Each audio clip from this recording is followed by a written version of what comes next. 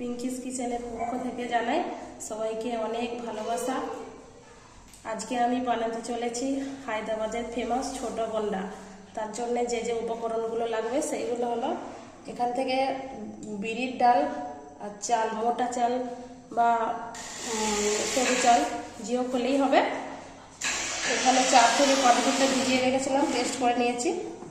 এখানে আছে কুচি করে রাখা ধনে পাতা, এখানে আছে কুচি করে রাখা পেঁয়াজ, এখানে আছে সুজি, এখানে আছে কুচি করে রাখা কাঁচা লঙ্কা, এখানে চাটনি বানানোর জন্য আছে কুচি করে রাখা নারকেল, এখানে ভাজা বাদাম আর 3 থেকে 4টে কাঁচামরিচ, এখানে আছে শুকনো লঙ্কা, কারি পাতা আর কালো সরষে, এখানে আছে স্বাদ মতো নমক আর এখানে আছে সাদা তেল,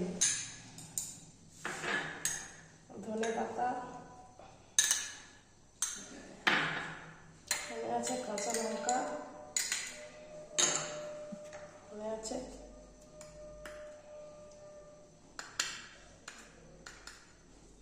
স্বাদ মতো লবণ,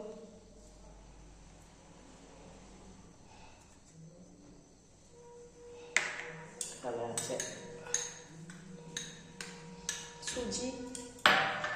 পেস্টগুলো একসাথে মিক্সড করে নিচ্ছি।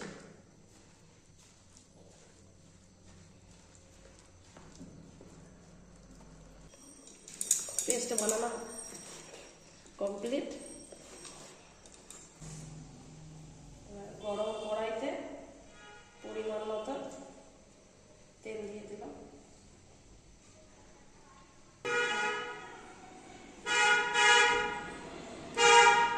এরকম সাইজ ছোট ছোট করে আপনাদের ইচ্ছা মতো যেরকম সাইজ আপনারা বানাতে পছন্দ করেন ওরকম বানাবেন।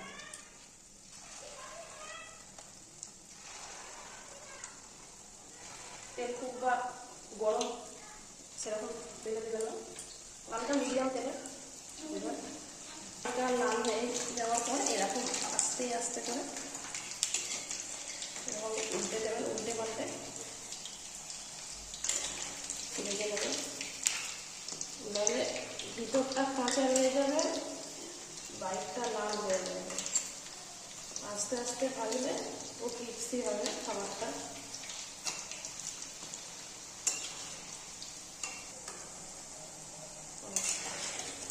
দেখুন এইরকম করে লাল লাল করে ভেজে নেবেন। এক এক করে আমি তুলে নিচ্ছি।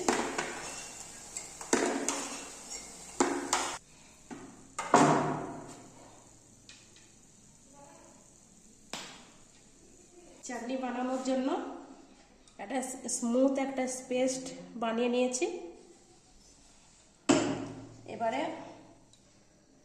কড়াই গরম হয়ে গেছে, এখানে অল্প একটু তেল দেবো।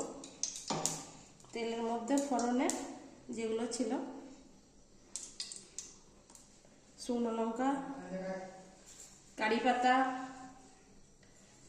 রাই সরিষা এগুলো দিয়ে দেবো। হালকা একটু ভেজে নেবো।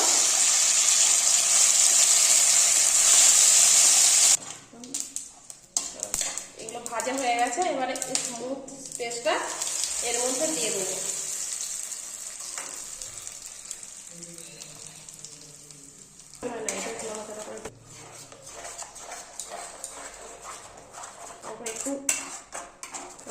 একটু দিয়ে করে নাড়িয়ে দেবো, খুব পাতলাও নয় আবার খুব মোটাও নয়, এমন রাখ। এর মধ্যে অল্প একটু আমাদের স্বাদের মতো একটু নুন দেবেন, অল্প একটু নুন দেবেন। একটু নাড়াচাড়া করে এটা আবার নামিয়ে নেবো।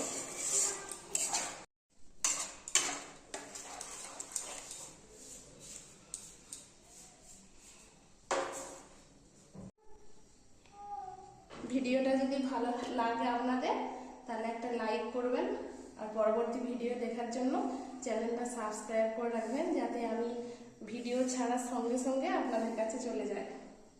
নমস্কার বন্ধুরা।